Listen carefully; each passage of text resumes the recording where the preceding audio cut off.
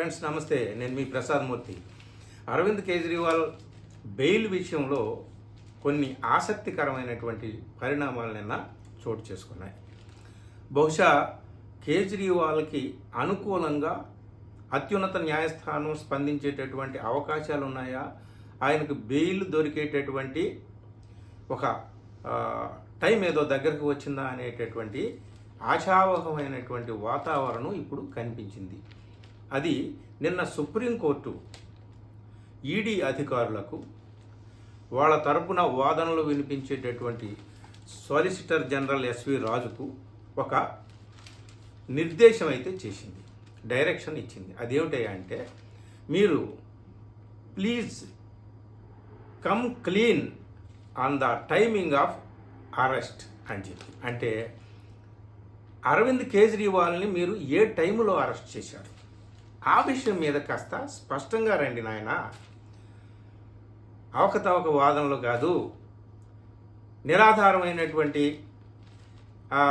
వాదనలతో కాదు, కొంచెము క్లీన్గా రండి, స్వచ్ఛంగా రండి, శుభ్రంగా రండి. అంటే స్పష్టంగా కోర్టుని కన్విన్స్ చేసేటటువంటి ఆధారాలు మీ దగ్గర ఏమైనా ఉన్నాయా అని.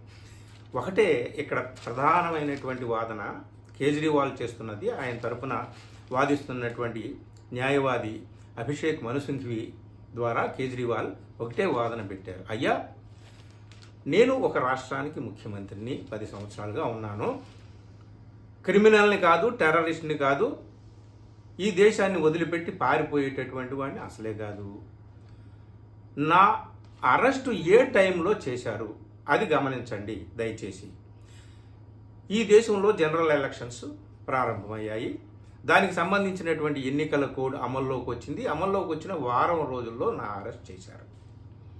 ఎందుకు చేశారు అంటే, ఆమ్ ఆద్మీ పార్టీ ఎన్నికల ప్రచారంలో ఒక ముఖ్యమంత్రిగా, ఆ పార్టీ అధినేతగా నేను పాల్గొనేటటువంటి అవకాశాలు లేకుండా నన్ను కట్టి పడేసేటటువంటి ఒక ప్లాన్తో, వ్యూహంతోనే ఈ పని చేసి ఉంటారు అనేది ఆయన వాదన.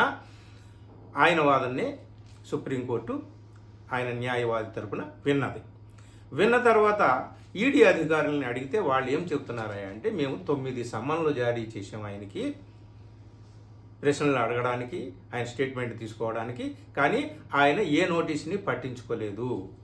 ఇంకొకటి ఏమిటంటే, క్రిమినల్కి, ముఖ్యమంత్రికి చట్టం ముందు ఏ విధమైనటువంటి తేడా లేదు, అందరినీ ఒకటే రకంగా ట్రీట్ చేయాలి. ఎన్నికలు దగ్గర పడినాయా, ఎన్నికల ముందా, ఎన్నికల అనంతరమా అనేటటువంటిది కాదు. కాబట్టి అతన్ని మేము ఆధారాలతో సహా అరెస్ట్ చేసామని చెప్పి ఈడీ అధికారులు వాదిస్తున్నారన్నమాట. కానీ ఇక్కడ వాదన అనేటటువంటిది ఒక పాయింట్, సింగిల్ ఎజెండా పాయింట్ ఏమిటి అంటే, ఎన్నికలు వచ్చిన తర్వాత, ఎన్నికల కోడ్ అమలైన తర్వాత ఎందుకు చేశారు. 2022 ఆగస్టులో ఈ కేసు ఫైల్ అయింది, లిక్కర్ స్కామ్. సో అందులో మీరు ఇంతకాలం సమన్లు జారీ చేసేమంటున్నారు, నోటీసులు జారీ చేసేమంటున్నారు, ఆయన రాలేదంటున్నారు. సరే, ఇవన్నీ కూడా అయిన తర్వాత కూడా మీరు ఇంతకాలం ఎందుకు టైం తీసుకున్నారు ఆయన అరెస్ట్ చేయడానికి? ఒక ప్రశ్న సామాన్యుడు కూడా వేసేటటువంటి ప్రశ్న. అదే ప్రశ్న కేజ్రీవాల్ కూడా వేశాడనమాట. ఏమిటంటే, మరి ఎంతకాలం ఒక ముఖ్యమంత్రిని మీరు క్రిమినల్కి ముఖ్యమంత్రికి తేడా లేదని అంటున్నారు కదా, నన్ను క్రిమినల్గా భావిస్తున్నారు కదా, మరి అదే క్రిమినల్ అయిన ముఖ్యమంత్రిని ఇంతకాలం కేసు ఫైల్ చేసినటువంటి 1.5 సంవత్సరం దాటిందే, ఇంతకాలం మరి ఒక ముఖ్యమంత్రిని ఫ్రీగా, స్వేచ్ఛగా దేశమంతా తిరగడానికి ఎందుకు వదిలేశారు, అప్పుడే ఎందుకు అరెస్ట్ చేయలేదు అని ఒక ప్రశ్న వేశాడు అనమాట.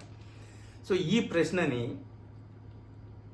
సుప్రీంకోర్టు ఇద్దరు న్యాయమూర్తులు, ఒకరు సంజీవ్ ఖన్నా, మరొకరు దీపాంకర్ దత్తా. వీళ్ళలో జస్టిస్ సంజీవ్ ఖన్నా ఒకటే మాట చెప్పారు ఈడీ అధికారులకి, వాళ్ళ తరపున వాదిస్తున్నటువంటి సాలిసిటర్ జనరల్కి. మీరు 3వ తేదీన రండి, వాదనలు జరుగుతున్నాయి. మే 3వ తేదీన 7 వరకు ఆయన రిమాండ్లో ఉంటాడు కేజ్రీవాల్. 3వ తేదీన కాస్త క్లీన్గా రండి అంటే ఏమిటి? అలా చెబుతూ మీ దగ్గర నిజమైనటువంటి సాక్ష్యాధారాలు ఏమున్నాయి వాటితో రండి అని ఆయన కోర్టు ఉద్దేశం అన్నమాట. అలా చెబుతూ ఒక మాట అన్నదండి supreme court, life and liberty is more important.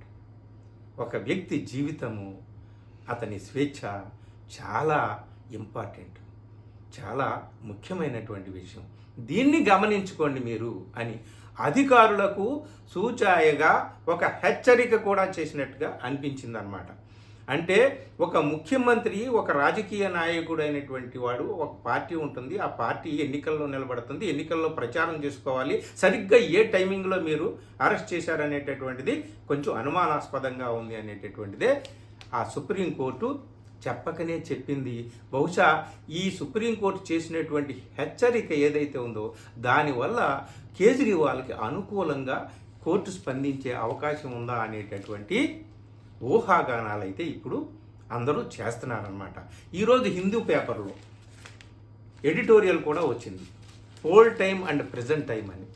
Hindu paper కూడా ఒకటే మాట చెప్పింది, అందులో చాలా అనుమానాలు, సందేహాలు వ్యక్తం చేస్తూ ఈ మొత్తం కేసులో అరెస్ట్ అయినటువంటి వాళ్ళని దేని మీద ఆధారంగా అరెస్ట్ చేశారా అంటే అప్రూవర్స్గా మారినటువంటి వాళ్ళు ఇచ్చినటువంటి స్టేట్మెంట్ల ఆధారంగా చేశారు తప్ప డైరెక్ట్ విట్నెస్ల సాక్ష్యంతో ఎక్కడ చేసినట్టుగా కనిపించడం లేదు. ఈ ఫెడరల్ సిస్టమ్, డెమోక్రటిక్ సిస్టమ్, ఇదంతా కూడా అక్కడ ఆ ఎడిటోరియల్లో చర్చించారు. Poll time and present time అని ఎడిటోరియల్కి హెడ్డింగ్ కూడా పెట్టారు. సరిగ్గా చూడండి, పోల్ టైంలో ప్రజెంట్ గుర్తొచ్చింది, నాయకుల్ని జైళ్లలోకి వేయాలనేటటువంటి ఉద్దేశాలు వాళ్ళకి పుట్టినాయి. మిత్రులారా, ఏది ఏమైనప్పటికీ సుప్రీంకోర్టు సానుకూలంగా స్పందిస్తున్నట్టుగా అనిపిస్తుంది. కేజ్రీవాల్ బెయిల్ మీద వచ్చేటటువంటి అవకాశాలు కూడా ఉన్నాయేమో అని అనిపిస్తుంది. చూద్దాం కోర్టు ఏ విధంగా స్పందిస్తుందో. 3వ తేదీన ఈడీ అధికారులు ఏ విధమైనటువంటి వాదనలు పెడతారో చూడాలి, వేచి చూడాలి. ఈ వీడియో మీకు నచ్చితే మిత్రులకు షేర్ చేయండి. నా ఛానల్ సబ్స్క్రైబ్ చేసుకోవడం మాత్రం మర్చిపోవద్దు సుమా.